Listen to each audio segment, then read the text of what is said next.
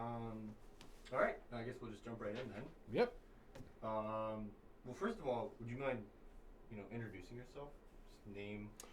My name is Scott Tennant. I'm a classical guitarist, teacher, professor here at USC, and I've been playing the guitar in various forms since I was 6 years old, and that's been some like 51 years.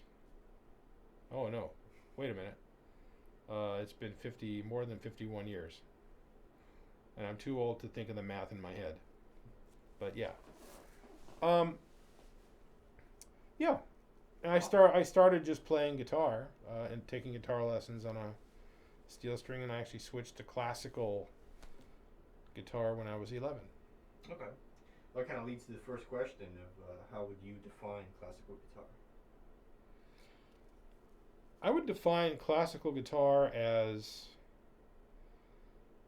a style, and meaning that I think classical guitar started as a way to define uh, how we could play classical music actually on the guitar.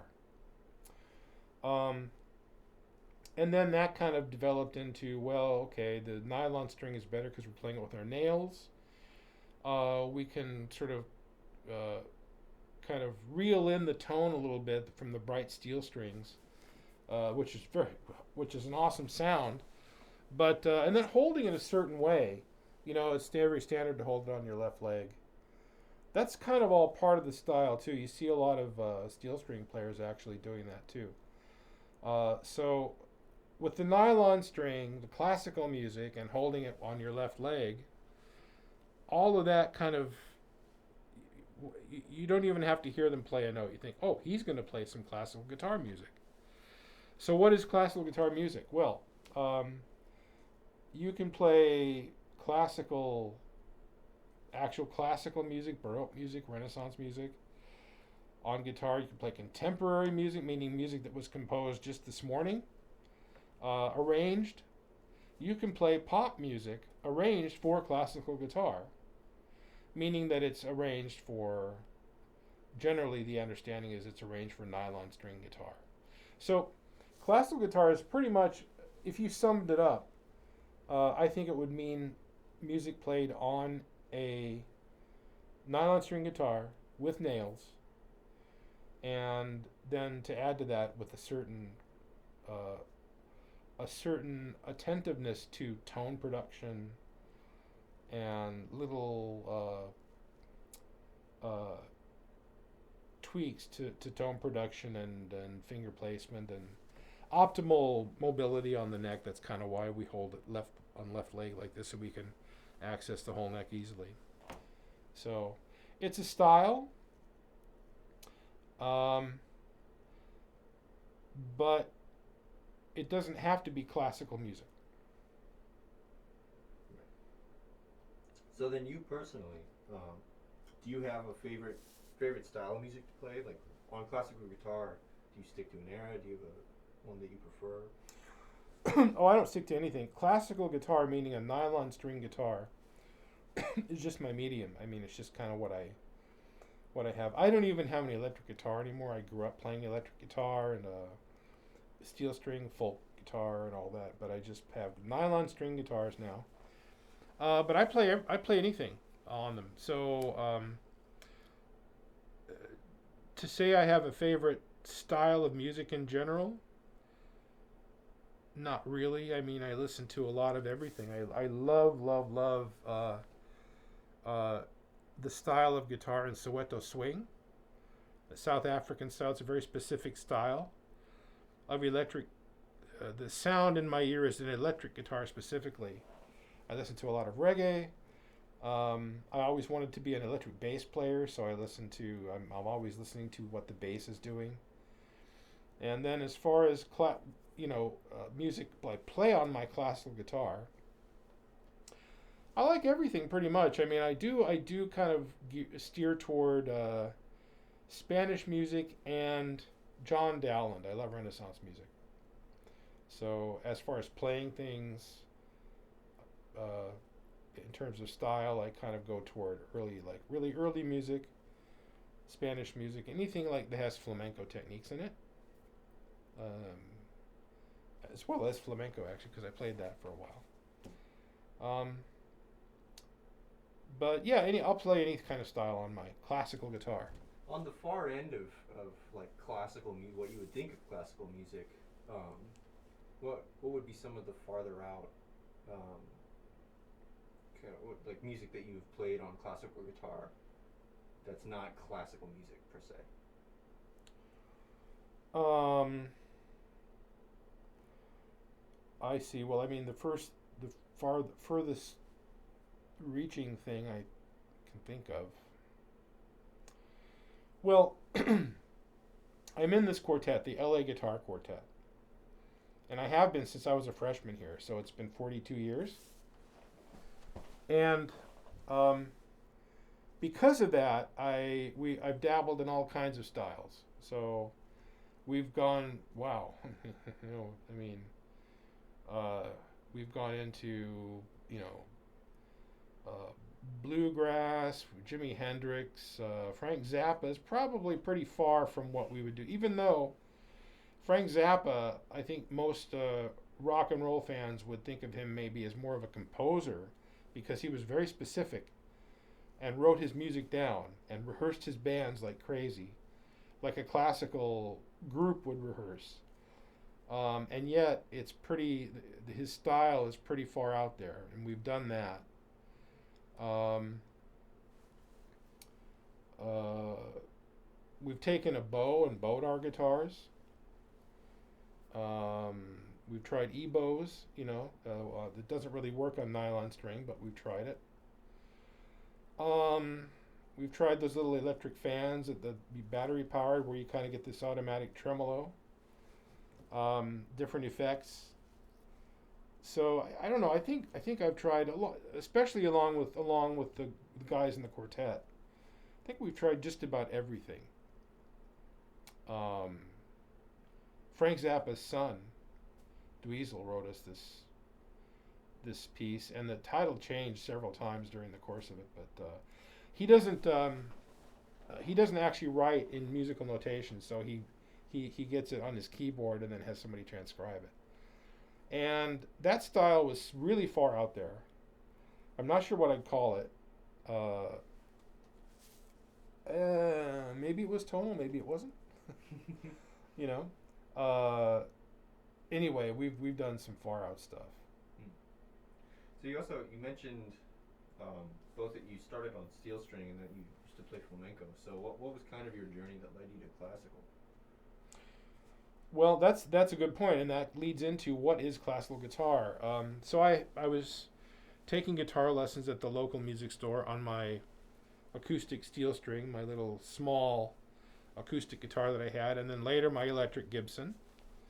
This big electric Gibson was too big for me, but and in these books that my teacher was having me play out of, Mel Bay books and stuff like that, were these little snippets of like Strauss waltzes and a Bach, Anna Magdalena Bach, minuet and Tchaikovsky, and I thought, well, this is interesting, and it seemed similar to some music I heard my parents playing, like on recordings, because we're always playing music on the record player or the radio.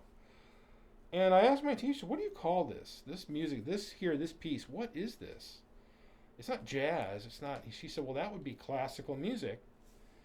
And this piece particularly was written for piano, and then she turned the page. Oh, this is Tchaikovsky, and this was written for an orchestra. And I thought, that's really amazing because I'm playing it on guitar. I didn't know that could be done. She goes, oh, yeah, there's a whole style called classical guitar. And that was it for me. I'm going, well, how do I do that? She goes, well, I can't teach that, but, there are people. And this was in Detroit back in around 1970. And she said there are people in town that do that, so I can hook you up with. So my parents called this music store that had classical guitar teachers, and then went to them playing on my electric Gibson. They said, you need a classical guitar, and a nylon string. So we bought a little cheap nylon string guitar off the wall, and that was it. And so then I found out, well, instead of just playing a melody on my electric guitar, Tchaikovsky melody, I'm now playing the actual piece, a simple arrangement of it. This is really amazing. And it just went from there. So I just was completely blown away by the fact you could do that on guitar. How long was it before you started guitar and found that? Was it pretty soon after? Yeah, I would say so. Again, these method books, various books that I started in the basic Alfred's basic guitar method, which everybody started in those days. Started on, and it had again these little melodies in there. So right from the beginning, when I was 6, I was playing these melodies, and again, like a little Nutcracker theme, I'd hear it at Christmas, and but I didn't know. I thought it was Christmas music. I didn't know it was classical. So it was really early on that I got this sort of this kind of desire to play that kind of music, and but it wasn't until 6, around 10 years old or so, is when my teacher told me that it's called classical music, and here's what you have to do. So I had no nails or anything. I didn't know anything about it. It's actually about that. Could you talk a little bit about the technique of classical and what makes it different from something like jazz or rock guitar? Mm-hmm. The use of nails, fingerstyle, that kind of thing. Right. Well, again, to say jazz guitar, I mean, and things have changed. There was a time when I was a kid, okay, classical guitar had nylon string, you sat like that, you had nails. Jazz guitar, it was electric. You played like Joe Pass or Bucky Pizzarelli. That was jazz. Jim Hall, that was jazz guitar, right? From when I was growing up. You played country guitar, bluegrass. That was another thing. With the pick, very specific kind of guitar, and it was in the populace's mind, it was a little bit more cut and dried. It was like, well, sure, oh, that's bluegrass. He's got an acoustic and he's playing it like this, and he's flat picking, right? And so it was just now. Things, and it's progressed so wonderfully that there's this crossover, like food, right? You have this Pan-Asian food where it's a little bit of this, a little bit of that. That's happened in music, and that's really what makes music so exciting for me as I get older, even. To say jazz guitar now is much more broad. Jazz itself has changed. And a jazz guitarist, let's say Pat Metheny, great example, right? Pat Metheny can play on his electric guitar with a trio, and then he plays a solo on a nylon string guitar. Is it still jazz? Yeah. He's playing on a classical guitar, but he's playing jazz. He's playing his own tune. It's jazz. It's jazz style. It's Pat Metheny style. So the boundaries are blurred and really obliterated in some cases, So flamenco is a good example. Flamenco and classical. Flamenco and jazz. Flamenco's picked up so much of all of that. In the course, even from when I was a kid, where some of the old flamenco stylists were still alive and playing, very, very traditional. And so the boundaries have been blurred significantly to where I think soon there will be no boundaries. It'll just be guitar. And sure, now you'll be able to tell classical guitar will still have that attentiveness to playing with the fingers, probably still with nails, but attentiveness to tone production, color production, depending on where you're playing on the string. A jazz guitarist could still perhaps primarily be playing on an electric and soloing, but it's just it's the MMA of music, you know. It's just stylistic crossover.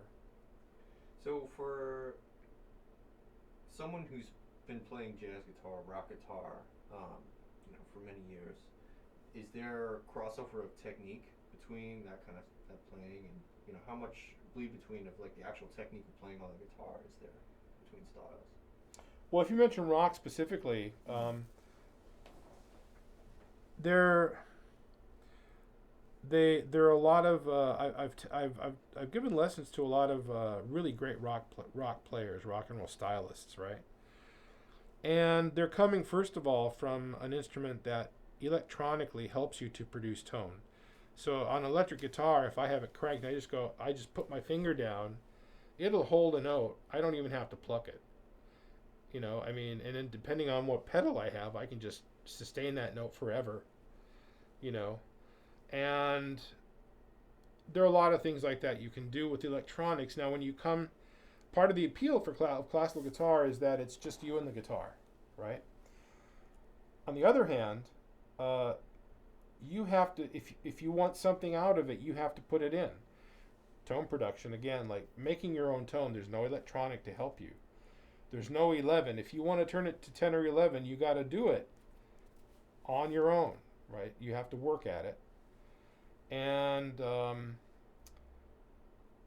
that's, I think, the appeal that some of the other stylists have when they see classical guitar.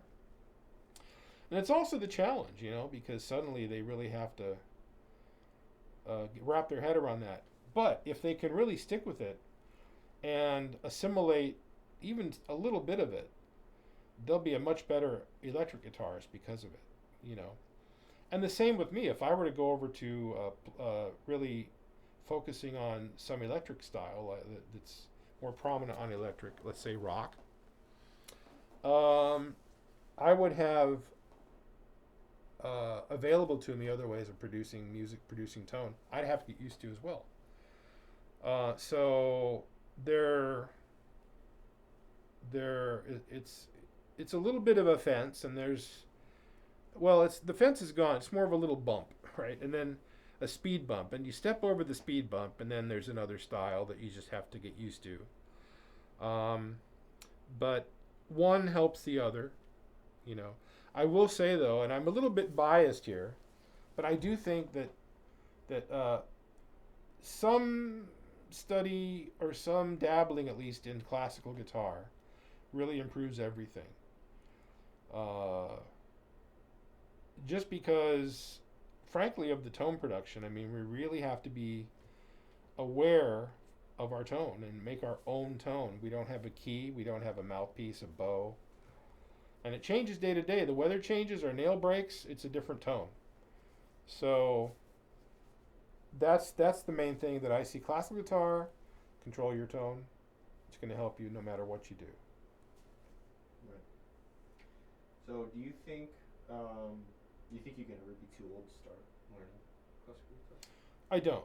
I don't. And no, I think you can be too old to maybe have the dexterity of a younger person. But dexterity isn't everything, because, we don't need a lot of speed and power, really. I mean, that's younger people. I mean, when I was young, I was like, wow, it's that kind of rush, speed and power. Woo! I mean, there's nothing like it, right? But then you get older and realize, it's more about producing good music and sounds. And so what I see in older people that I've taught is that they appreciate other things, and their enthusiasm is high, and they've spent their lives in a lot of cases doing other things in life, and now they can focus on it. And so I really enjoy working with older people. And in the same case, really young people who are just they just soak up things like a sponge. You show them how to do something, and they'll just do it. And that's kind of how I learned as well. I'd watch people without them telling you how they're doing it. So, either way, it's non-analytical. It's, but the older I don't think you're ever too old to really start learning. Do you have anything you would say to like a complete beginner musician who's interested in learning classical guitar? I would say do it. I'd say uh, it can only broaden your horizons, and that you'll find out if you're another musician that wants to dabble in classical guitar. You learn why they call it one of the hardest instruments to play. Uh, just because there are all these little fine things about. Again, I'm a broken record, but tone production, you'll find that with or without a nail is totally different. How you put your fingers down, how you slur. Um, there's nothing to help you, sustain a note. If you want to slur or whatever, you got to do everything yourself, and it's some work. And it'll open your eyes. In a way, also, I like the fact that you're in control. I love that hands-on, fingertips-on feeling. Love it. So this is honestly half a question for myself, but as someone who studied classical guitar in college, what can you really do with a classical guitar degree? What kind of career can you make out of it? Well, I think there are certainly plenty of things you can do with classical guitar in the music world. When I started, it was a way to just learn the guitar better, and everybody wanted to go out and play live music, concerts, right? And sure, I mean, people wanted to be sort of the next Andres Segovia, the next Pepe Romero, to be the sort of the star on stage, performing around the world, And that's still a big thing, and it's still, I think, what people look up to and want to do. But it's gotten the concert world has changed, and of course, COVID has changed it a lot. Unfortunately, a lot of live series and live music venues that have gone, they'll never come back. They've just gone away. And so the places that we could have played several years ago are just not around anymore. Can we still play live for people? Sure. I mean, we're not going to be wearing these forever. We'll be able to go and hear live music. And yes, well, if you're studying classical guitar, you'll be able to play live. And in fact, you could make a living just doing that.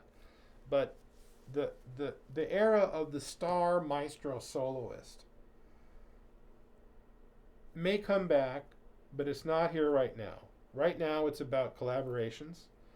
It's about, you still have the Pepe Romeros, the Yo-Yo Ma's, and they could just travel around doing solo, and they do. But they also collaborate. It's big right now. The business part of things is that it's all about collaborations, what you're creating in terms of not just music, but new music, but what you're creating in terms of new ways of making music, And well, I don't know if you're gonna keep this on the video, but one thing you're doing tomorrow where they actually whistle and they have masks on. Okay, it wasn't originally intended to have masks, but that's so cool. I mean, I look forward to hearing that. I mean, that's just so. Bottom line is, honestly, I think nowadays, there are so many more teaching possibilities than there were when I was a student. In fact, hardly anybody got a doctorate when I was. You got a master's, you could get a really good job. Now to get a teaching job from junior college on up, doctorate is really kind of a necessity. And you can get a very good job doing that. I think also we also have the obligation of giving back, so teaching is just a given. Whether you decide to do that as a living or not, but studying classical guitar or majoring in any instrument in music gives you a foot in the door to the music business, which is always changing. It's changed a lot in the last 18 months, for sure. The recording industry, I mean, it's everything online, digital, streaming, etc. But speaking of for our students here, um, uh, they're always very creative in finding uh, new and kind of exciting ways to actually stay in the business and make a good living. And sometimes much more than a good living, like a really, really good. Sometimes in the music business, it's the people in the background that really do. It's not the people you're seeing on stage. Yes, they make a lot of money, but it's the people that are in the background that are doing very well. So that's one reason I think to get a degree. Also, it's a satisfying. It's a very satisfying thing. You improve. You're developing a discipline that will improve everything you do. So a couple more specific questions about you, but from the time that you graduated, how did you kind of make a foothold for yourself as a classical guitarist? I mean, there's the quartet, of course, teaching. yeah. Well, the quartet. I mean, it took us a good 10 years to really get, to get any speed up with the group. But the first thing is you just got to stick with anything. If you really want to do something and you stick with it, you'll do it. It could, don't put deadlines on yourself. I know I've had friends who are very good players who've won competitions, and they say I'm gonna in 5 years, if I don't have a manager in New York and a huge career, I'm giving it up. And you know what? They all ended up giving it up to do something else because they didn't really want to do it. They thought, well, I'll do something else gladly if this doesn't work out. So you have to stick with it first thing. But I did. I was always playing. I took any gig. I mean, anything for public. Music, live music. I take it and play it, and with the quartet as well. I was entering a lot of competitions that there weren't nearly as many as there are now. I mean, there are maybe 3 or 4 in the world that were worth doing. And I tried out all of them, and I got second prize in some. I got first prize in others. And at some point, I think it was the Tokyo competition that I won. I thought, that's enough. And then, you know what? I just back then you could actually do pretty well by saying first American to win Tokyo, and I made up little flyers, sent them around to guitar societies. And I did all of these concerts for like $500 each. $500 and just, driving, taking cheap flights. And, I didn't make a lot of money, but it spread me around. People heard about me.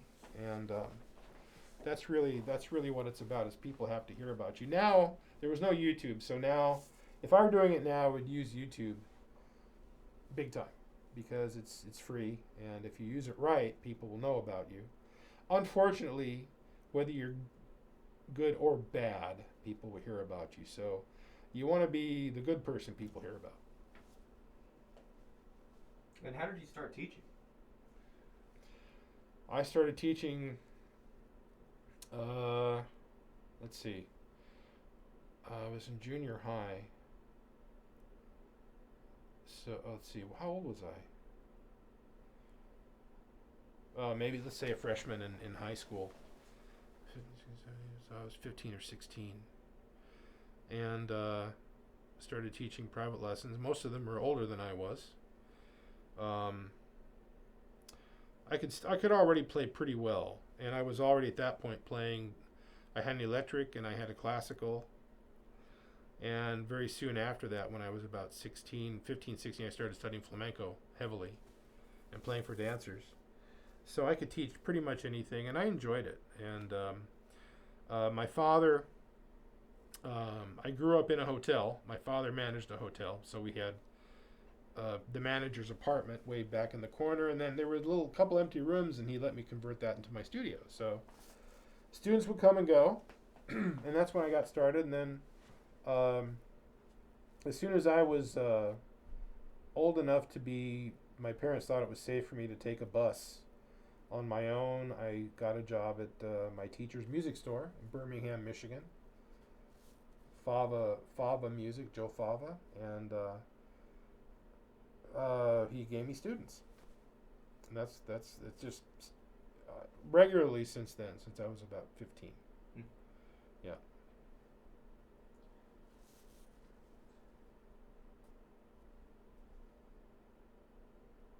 So what are then, as someone who's been doing it for, you know, almost your entire life, what keeps you doing it? Why do you like? Why do you still love it? Um. Or Well, do you? oh, I do. I mean, I love the fact that I can make music, and it's just a dream. I mean, it's my it's my salvation in a way. I mean, whatever's going on in my life, and there's just one constant, stable uh, um, presence that's always going to be the same. It's always going to be there for me, and I can just like completely immerse myself in it for long periods or short periods. But it's always there. It's always the same, and I can just draw from that, and that's music. And despite whatever else is going on around, it's just a dream to me that I can make music, and that's not even making it for a living. That's just being able to play music and be involved in music. Even, I mean, God forbid, I mean, if there was something happened that I suddenly couldn't play the guitar, I'd still find a way to be involved in music. So yeah, and you get the first 10 years being on the road was kind of exciting, but after a while it's just kind of a schlep, and it's then now that travel's gotten over the years worse and more uptight, for various reasons. The time I actually have on stage is peaceful time. It's all chaotic, and then you get on stage and nobody's bothering you. There's no phone. And yeah, there's an audience, but you're just there playing music, and it's just like you can just exhale, and yeah, I get nervous, but and I don't let my students use the word nervous. They have to say excited. Yeah, so it's just a dream, and that dream is I'll never do anything else. So I guess the last thing I'd ask is, for people who've never heard classical guitar or consciously listened to it, do you have any suggestions? People they should look out for? Sure. Well, again, you can go on YouTube, and there's this one YouTube video, and you might have seen this. I don't even know the person's name, but it says the most amazing guitar video ever. And it's gotten something like hundreds of millions of hits at this point. It got the first day it got 2 million hits or something. And it's this guy, this person. I'm sure he's well intended. I don't even know if maybe his friends did it for him. Yeah, and it's okay, but it's not the most amazing guitar video ever. But it got me to watch it, and hundreds of millions of others to watch it. Very brilliant. So I would just say that there are those out there. And you may listen, you may think, well, that wasn't that impressive. What I would do is there are certain, of course, there's the class. I mean, the Andres Segovia, who really put us where we are now in terms of being able to play concerts as a guitarist, out there solo guitar. Any style too. I would say that any jazz guitarist. I've seen Joe Pass out just playing a solo concert, on his own. I mean, Segovia really started that. So I would say listen to Andres Segovia. My mentor, of course, Pepe Romero and his father and his brothers. Paco de Lucia. Juan Serrano was my teacher, my flamenco teacher. Listen to some of the tried and true sort of masters. But also, you might avail yourself to one of these organizations like Guitar Foundation of America. It's not advertisement, but there are organizations like them through which you can find out who the next best young players are. And through them, you'll find really good, inspiring guitar players. So then you know you're listening to real quality, even though it doesn't have hundreds of millions of hits. All right, I think that's everything I have for you. But Thank you. All right, man. That's awesome. Yeah. Good questions. All great questions.